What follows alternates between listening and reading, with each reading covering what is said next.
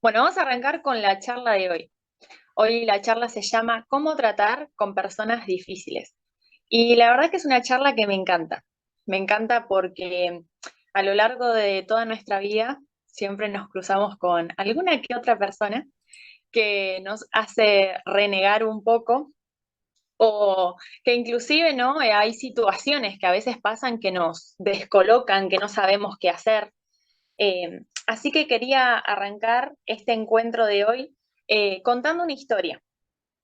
Vamos a contar una historia y vamos a imaginarnos que, no sé, estamos en nuestra casa con nuestra mamá, nuestro papá, nuestros hermanos, los que tengamos, ¿no? Y imaginemos que un día cae a nuestra casa una mujer, ¿no? Golpea la puerta, nosotros estamos haciendo algo en la casa, no sé, estudiando, leyendo, lo que sea, y esa mujer llega a esa casa con un nene chiquitito, ¿no? Nos vamos a ver, 5 o 6 años. Y vos escuchás que esa mujer le dice a tu papá, él es tu hijo, ¿no? Y es como, imagínense en esa situación, ¿no? Primero es como un problema reconocer, o sea, es nuestro papá, ¿no? Como reconocer que ese hijo realmente es de él, ¿no? Porque traería como deshonra a la familia. Es como decir, tenemos toda la familia nuestra vida y de golpe cae un hermano que no sabemos de dónde salió, ¿no?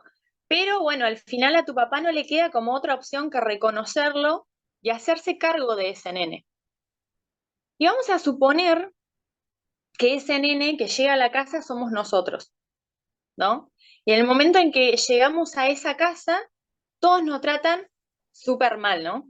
Era de esperarse. Igual, como que bueno, llegamos a una familia así improvisto y todos nos tratan mal, nos miran mal, nos hacen cosas como para que nos sintamos incómodos. Y además de eso es como que vos sentís que todo el tiempo esa familia te menosprecia, ¿no? Te trata como, no sé, como si fueras algo menos, como si fueras una oveja negra en esa familia.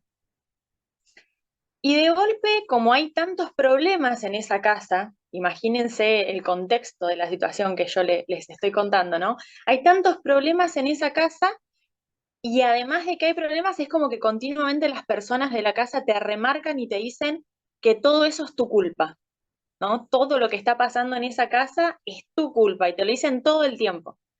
Entonces, como para deshacerse de alguna manera de nosotros, nos mandan a trabajar a un trabajo que encima para todas las personas que están ahí es algo insignificante. Y no es que te preguntan, che, ¿querés ir a trabajar o te gustaría? Sino que te mandan a trabajar y te mandan de golpe al campo a que te vayas a cuidar las ovejas. Entonces, es como, imagínense que a esa edad y siendo tan chiquito, es muy probable que más las ovejas nos cuiden a nosotros como nenes, que nosotros podamos a esa edad, a los 6 años, poder cuidar a unas ovejas, ¿no? Pero a pesar de toda esa situación, nosotros no nos ponemos mal, no nos deprimimos, sino que lo vemos como una oportunidad que la vida nos está presentando para poder aprender a depender de Dios y a poder tratar a Dios como un papá. Pero ahí no termina todo, porque pasa el tiempo y nos llaman para estar al servicio del rey. Y uno, imagínense que pensaría como, wow, qué privilegio estar al servicio del rey, me voy a esforzar, voy a hacer lo mejor. Es como cuando te llaman a servir en el área que te gusta, ¿viste? Es como, quiero hacerlo de la mejor manera posible, voy a darlo todo y quiero ser el mejor. Pero el problema es que lo haces tan, pero tan bien, que por eso el rey te empieza a envidiar, te empieza a odiar y encima quiere matarte. Y lo único que te queda es tener que huir por tu vida porque o te escapás o te matan. No hay otra opción en medio de la situación, ¿no? Y al final, como de toda esta persecución donde uno tiene que estar constantemente huyendo, escapándose, escondiéndose en algunos lugares para poder sobrevivir, uno consigue una estabilidad con su entorno y estar en paz, por lo menos ya no pasas esas mismas situaciones que al principio, pero imagínense que, no sé, se casan y tienen que lidiar además con una esposa que te menosprecia. Y además tenés un hijo con esa esposa que encima también quiere matarte. Es loco, ¿no? Es re loca la historia. Es como te lo resumo así nomás, del rey David. No sé si alguna vez escucharon esos audios, pero a mí me causa mucho cómo cuentan a veces los resúmenes de las películas, de los libros. Y acá entendemos, ¿no? Que David tuvo que lidiar con personas súper difíciles. Y vamos a notar esto, ¿no? Primero, su familia lo despreciaba. Su papá no lo reconocía. O sea, era como, sí, bueno, me hago cargo de vos, pero bueno, no me queda otra, pero como que lo sacaba todo el tiempo de lugar, inclusive lo hacía sentir menos que los demás hermanos, todo el tiempo. Además de eso, tenía un líder que encima era su rey, que lo envidiaba, lo odiaba, lo quería matar, y además de eso, su esposa lo despreciaba. Yo no sé cuánto en nuestras vidas nosotros podríamos llegar a soportar de todo lo que tuvo que atravesar David. La verdad que cuando uno se pone a leer la Biblia, son cosas muy fuertes las que les pasaba y a veces lo leemos como dejando por fuera los sentimientos, pero a veces a nosotros nos pasan cosas a veces tan chiquitas y no sabemos qué hacer. Y yo me imagino lo que debe haber sido vivir su vida. Pero David tuvo que aprender a lo largo de toda su vida a poder guardar su corazón frente a esas personas tan difíciles que le tocó poder compartir, ¿no? Y acá nos podemos hacer dos preguntas. Y la número uno es, bueno, ¿cómo hacemos para tratar con esas personas difíciles? Que justamente es el tema de la charla. Pero otra pregunta que también nos podemos hacer es, bueno, pero si además de que esas personas son personas difíciles, esas personas buscan hacernos daño, ¿cómo hacemos para tratar con ellos? Porque una cosa es que sean, no sé, amigos, personas que tal vez nos cruzamos una vez cada tanto, pero ¿cómo hacemos cuando son personas a la que, no sé, constantemente tenemos que tratar, como por ejemplo gente de nuestra familia, no sé, me imagino gente del trabajo, un profesor en la facultad, algún compañero de algún grupo que nos tocó hacer en alguna materia? Y eso es importante, ¿no? Poder hacer nuestras preguntas y poder entender que a través de la vida de David podemos aprender algunas lecciones. Y después los animo, ¿no? A que puedan leer el libro, que puedan leerlo y que puedan identificar estas cosas, pero también leerlo porque cuando nosotros leemos, Dios también nos habla de una manera muy personal a cada uno.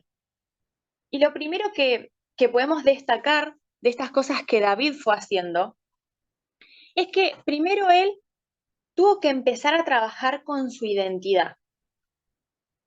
Y no estamos hablando de cualquier identidad. Estamos hablando de nuestra identidad como hijos de Dios. No es lo mismo tener nuestra identidad basada en lo que, no sé, las personas a nuestro alrededor dijeron, en base a las situaciones que nosotros vivimos en nuestras vidas, en base a lo que otros tal vez opinan o dicen sobre nosotros mismos, que si la basamos de una manera clara, entendiendo qué es lo que Dios dice que somos, qué es lo que Dios dice, quién somos nosotros. Y para poder entender justamente cómo hacer para trabajar con esas personas que son difíciles, tenemos que tener en claro cuál es esa identidad. Siempre a lo largo de nuestras vidas pasamos confrontaciones, cosas que vienen a atacar nuestro ego, que buscan humillarnos, que a veces, no sé, pasa a veces con una palabra, a veces pasa con acciones que los demás hacen que terminan lastimándonos y haciéndonos mucho daño. A veces inclusive el daño no es fácil de reparar y a veces inclusive restaurar nuestros corazones no es fácil. No es una cosa que pasa, bueno, hoy y ya mañana listo, ya está. No, a veces los procesos llevan mucho tiempo. Pero lo importante es que si nosotros queremos aprender a lidiar con estas situaciones, tenemos que constantemente estar recordando que nosotros somos hijos e hijas de Dios. Y no podemos rebajarnos a reaccionar como reaccionaría cualquier otra persona en una misma situación.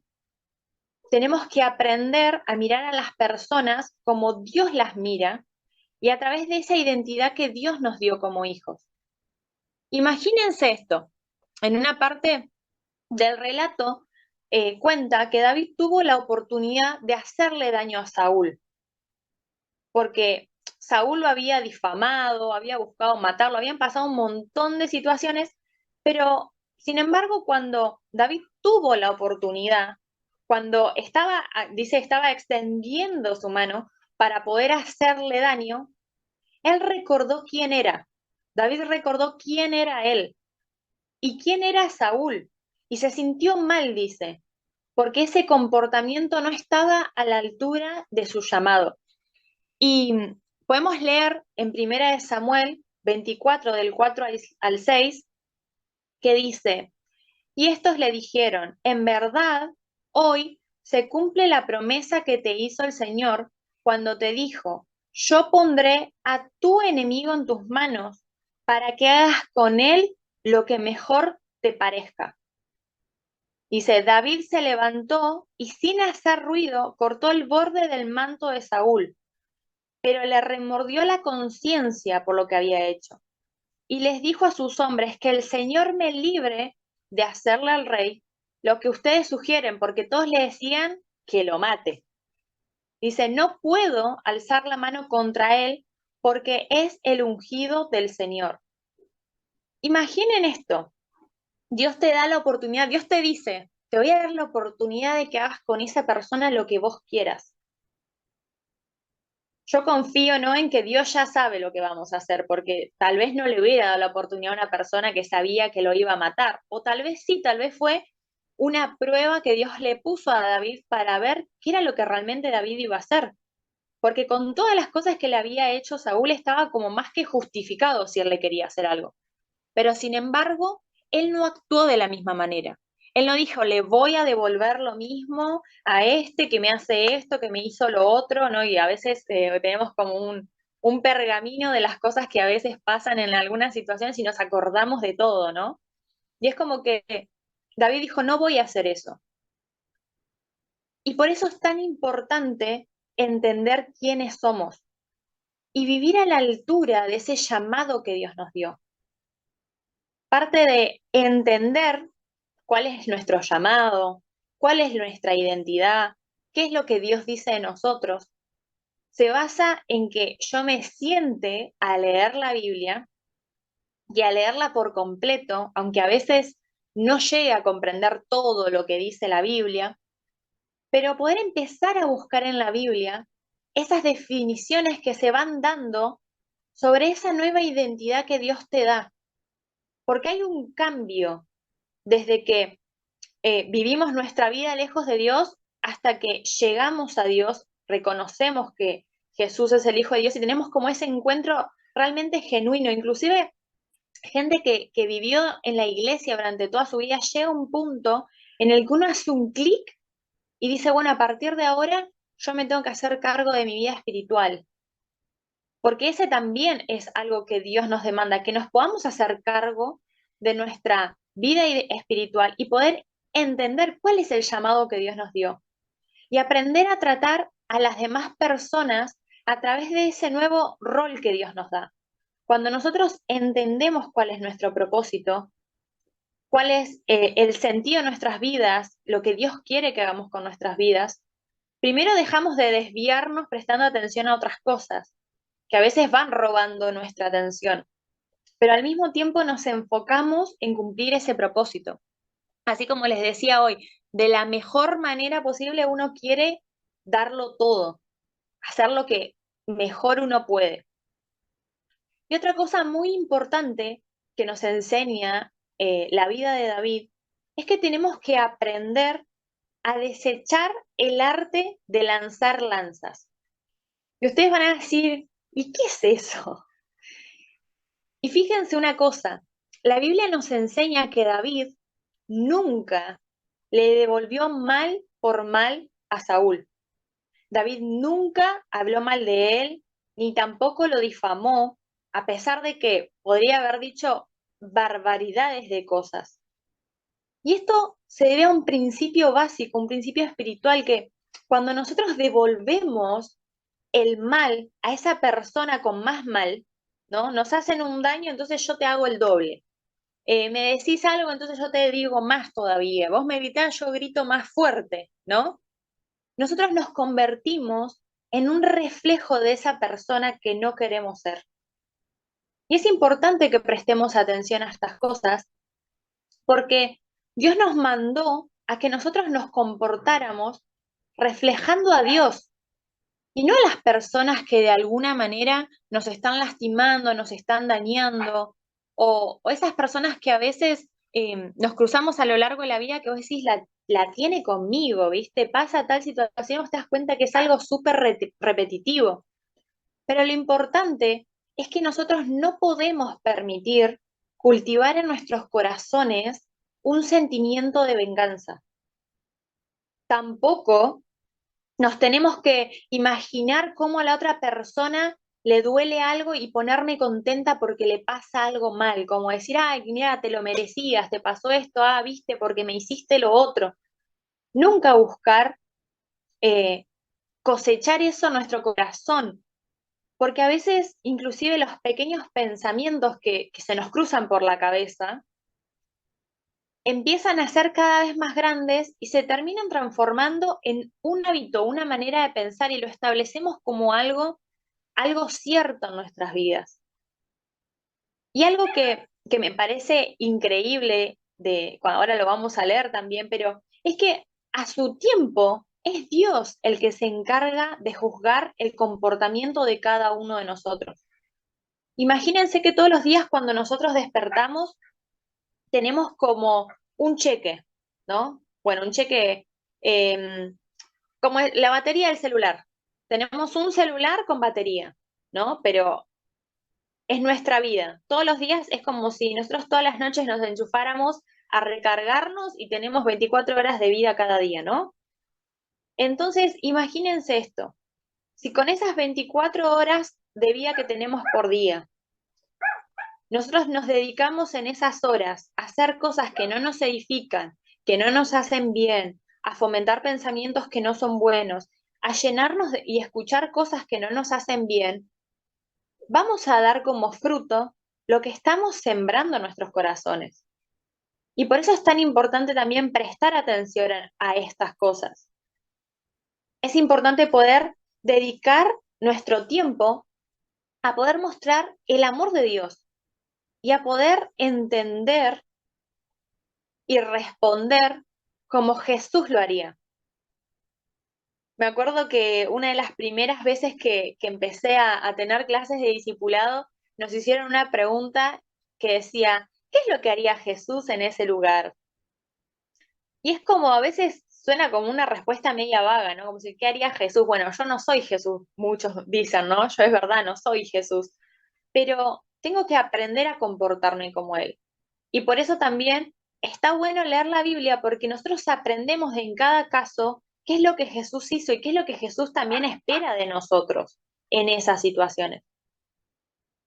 Imagínense que Jesús dice, ya no será ojo por ojo, ni diente por diente, ¿no? Es como el que te hace algo malo, vos ya no le vas a responder con algo malo.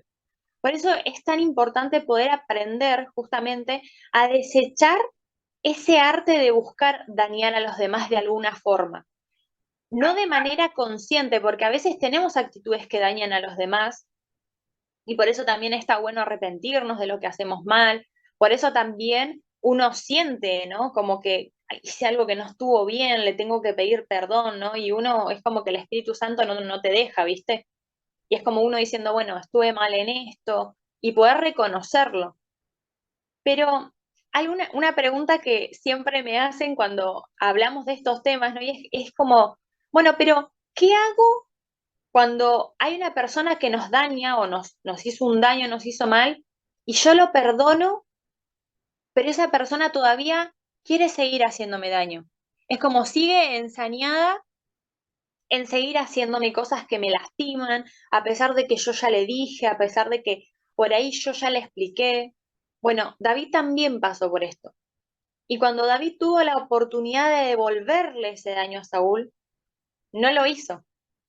Y pueden leer, si quieren después, en Primera de Samuel 26, del 7 al 11, dice, David y Abisai Llegaron esa noche y vieron a Saúl dormido en medio del campamento, con su lanza hincada en tierra a su cabecera.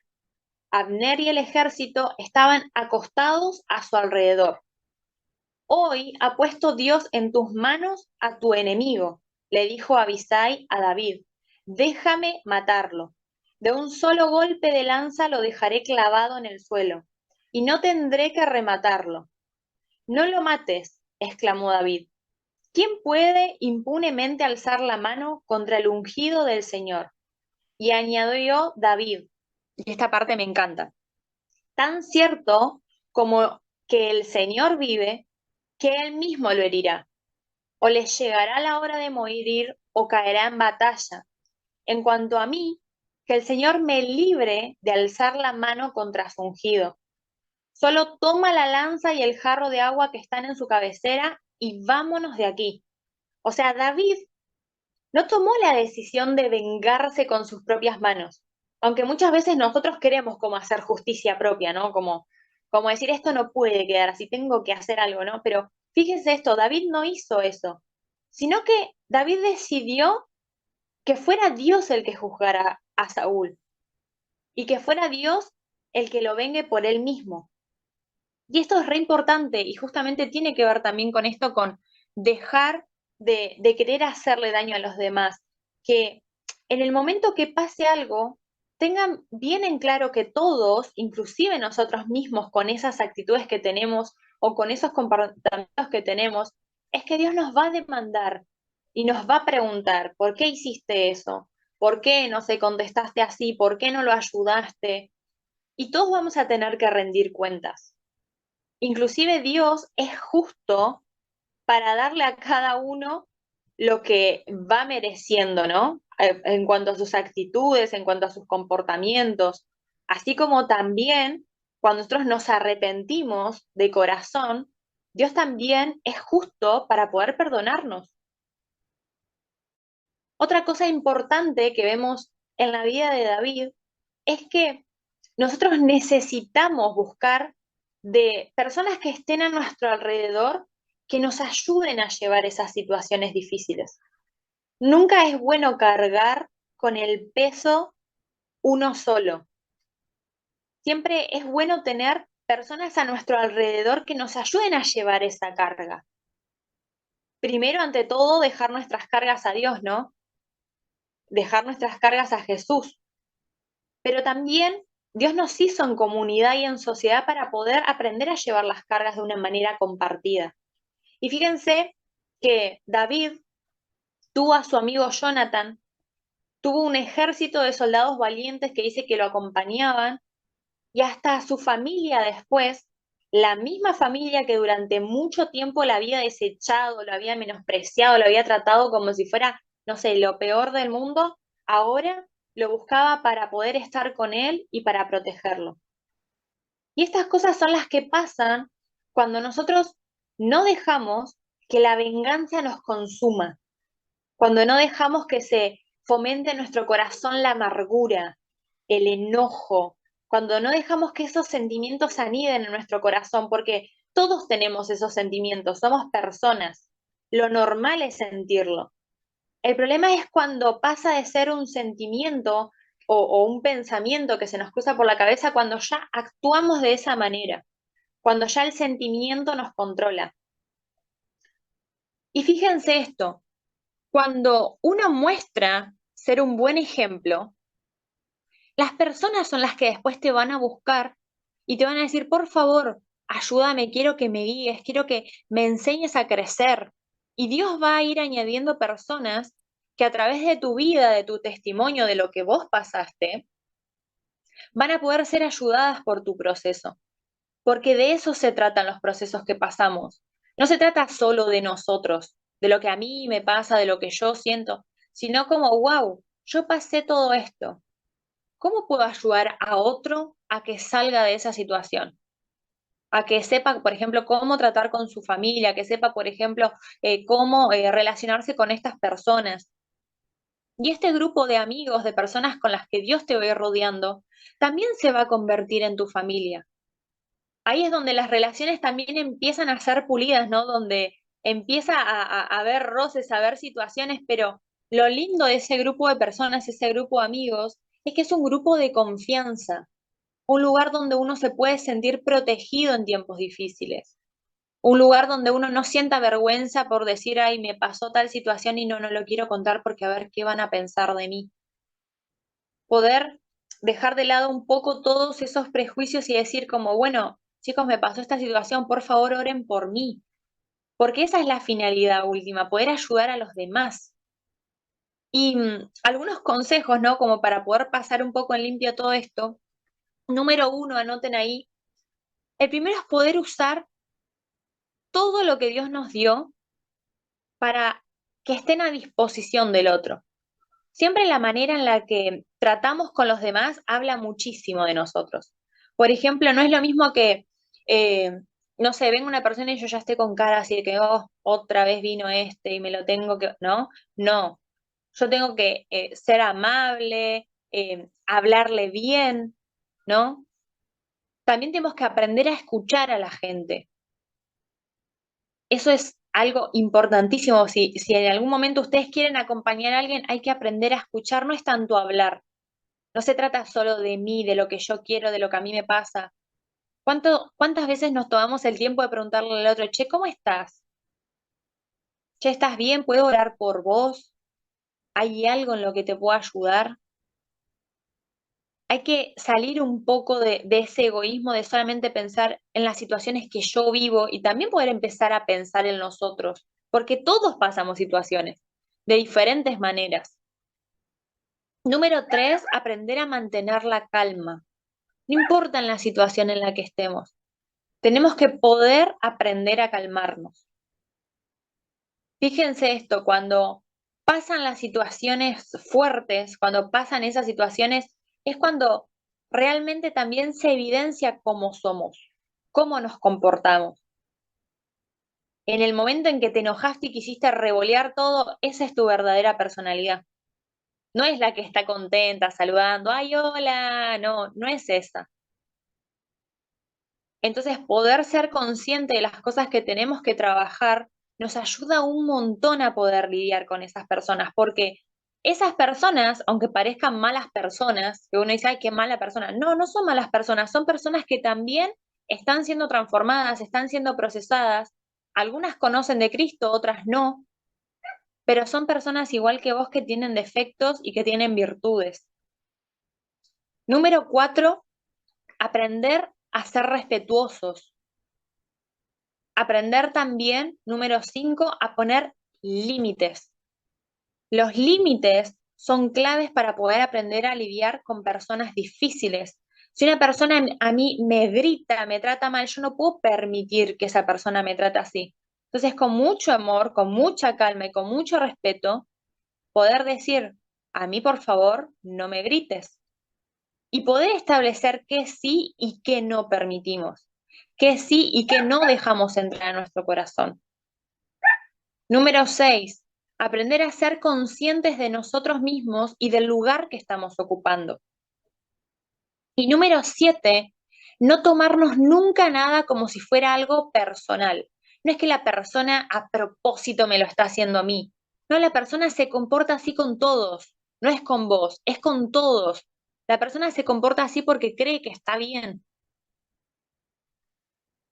Y algo que me parece importantísimo destacar en esta charla es que esas personas difíciles son realmente oportunidades que nosotros tenemos para poder mostrar el carácter de Cristo en nosotros, para poder mostrar cuáles son los frutos del Espíritu Santo. Y como les decía, y como reaccionamos, esa es la verdadera forma en cómo nosotros somos. Las pruebas muestran cuál es nuestro verdadero carácter. ¿Qué hacemos cuando las cosas salen bien? Estamos súper contentos. Y cuando las cosas salen mal, también le damos gracias a Dios, también nos ponemos contentos, también sonreímos igual. Y es por eso que tenemos que aprender a ser como Jesús, poder aprender a desarrollar su carácter. Jesús es el mejor ejemplo. No va a haber persona en la tierra que vos digas, esta persona es perfecta, esta persona todo le sale bien, esta persona, no, no existe. Nadie es un ejemplo ideal. el único ejemplo es Jesús, porque las personas fallan, las personas se equivocan. Y eso es algo que tenemos que aprender. Nuestras expectativas no pueden estar sobre una persona porque esa persona te va a fallar porque es una persona. No porque te quiera lastimar, no porque te quiera hacer mal, es porque se equivoca como cualquier persona. Entonces, hay que aprender a esas personas a mirarlas con amor, desde el lugar que Dios nos dio a nosotros como sus hijos, pero también ayudando a esas personas a conocer el amor.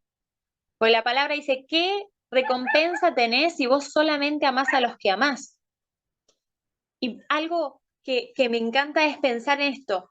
Lo normal es que en un rebaño de ovejas sea el lobo el que viene a atacar a las ovejas, pero no es común que entre las mismas ovejas se despedacen y se muerdan y se maten.